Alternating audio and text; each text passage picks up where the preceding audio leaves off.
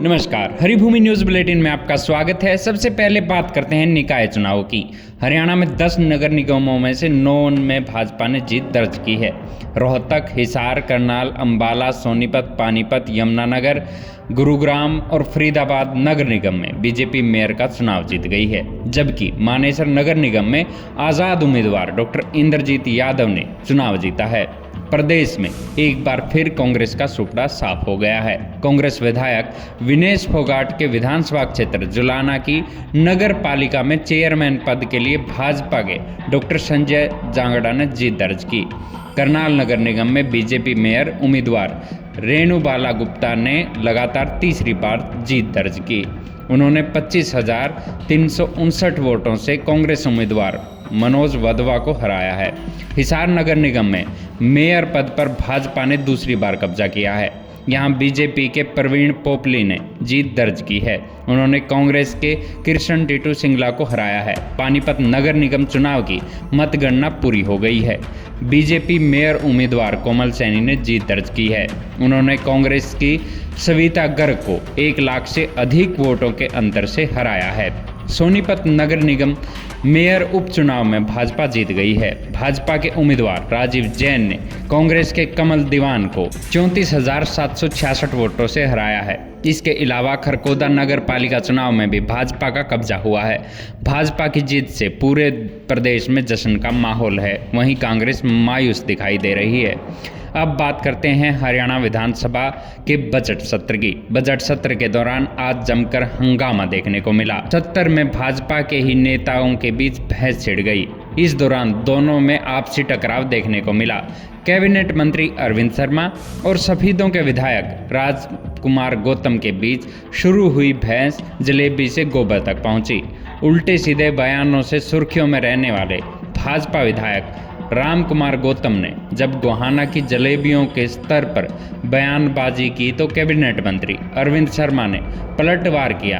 अरविंद शर्मा ने कहा कि राजकुमार को कोई बीमारी है जिसका इलाज डॉक्टर ही कर सकता है। शर्मा ने यहां तक कह दिया कि रामकुमार गौतम शर्त लगाकर 10 किलो गोबर भी पी गए थे। इसके बाद दोनों में तकरार छिड़ गई और रामकुमार गौतम ने अरविंद शर्मा पर एक के बाद एक भ्रष्टाचार के आरोप लगाए। उन्होंने कहा कि अरविंद शर्मा मंत्री बन गए हैं लेकिन इसके लायक नहीं है। उन्होंने पेट्रोल पंप खुलवाने के नाम पर कई लोगों से लाखों रुपए लिए हैं।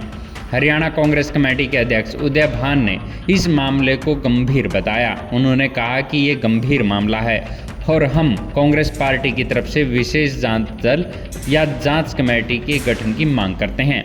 अगली खबर हरियाणा और राजस्थान के मशहूर बोने कॉमेडियन कलाकार दर्शन से जुड़ी हुई है। दर्शन को नाबालिग लड़की से रेप के मामले में हिसार के एडीजे सुनील जिंदल की अदालत में दोषी करार दिया गया है। पुलिस ने दर्शन को कस्टडी में लेकर जेल भेज दिया है। जानकारी के अनुसार ये मामला अग्रोहा पुलिस थाने में दर्ज था। सितंबर 2020 में अग्रोहा क्षेत्र की एक महिला ने अपनी नाबालिग बेटी के साथ रेप की शिकायत दी थी।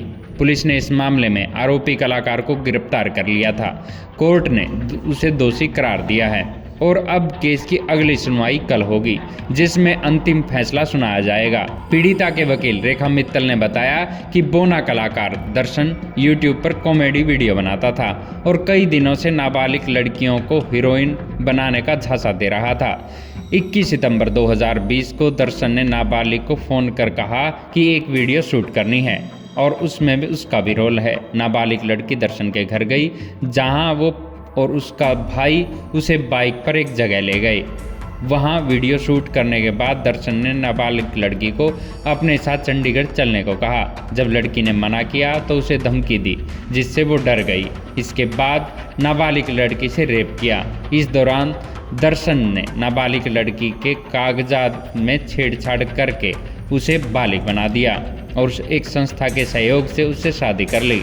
नाबालिग अपने यहाँ घर आई और अपनी मां को आप बीती बताई। इसके बाद मां ने पुलिस में शिकायत दर्ज कराई।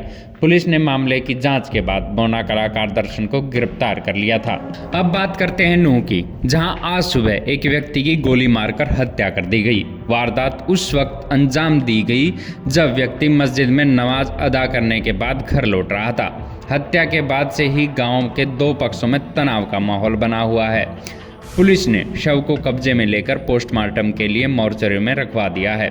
सुरक्षा को ध्यान में रखते हुए गांव में भारी पुलिस बल भी तैनात कर दिया गया है। फिलहाल पुलिस इस मामले की आगे की कार्रवाई में जुटी हुई है। पूरा मामला नूह के बड़वा गांव का है। मृतक की पहचान 56 वर्षीय महबूब के तौर पर हुई है। पुलिस को दी शिकायत में मृतक के परिजनों ने बताया कि महबूब आज सुबह करीब 5:30 बजे गांव के बाहर बनी मस्जिद में नमाज अदा करने गया था।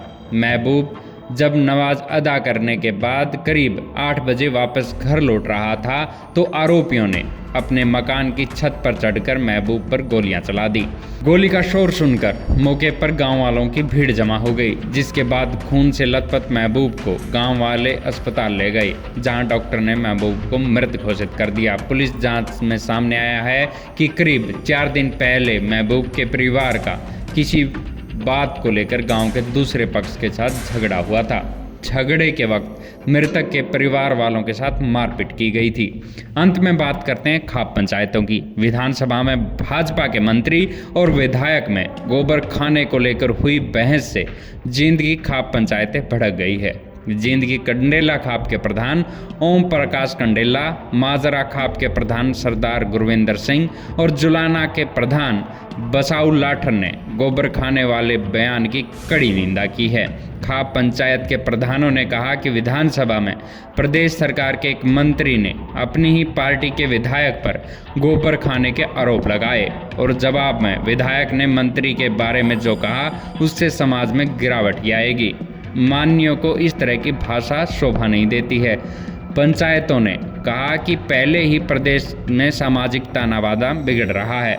रही सही कसर माननीय अपनी बेहद गिरी हुई और अमर्यादित भाषा से पूरी कर रहे हैं। माननीयों ने विधानसभा में जिस तरह की भाषा का इस्तेमाल किया है उससे पूरा हरियाणा शर्मसार हुआ है। ऐसी ही खबरों से जुड़े रहने के लिए देखते रहिए हरी भूमि टीवी, और अगर खबरों को विस्तार से जानना है तो हरी भूमि अखबार पढ़ें या हरी भूमि की वेबसाइट पर जाएं।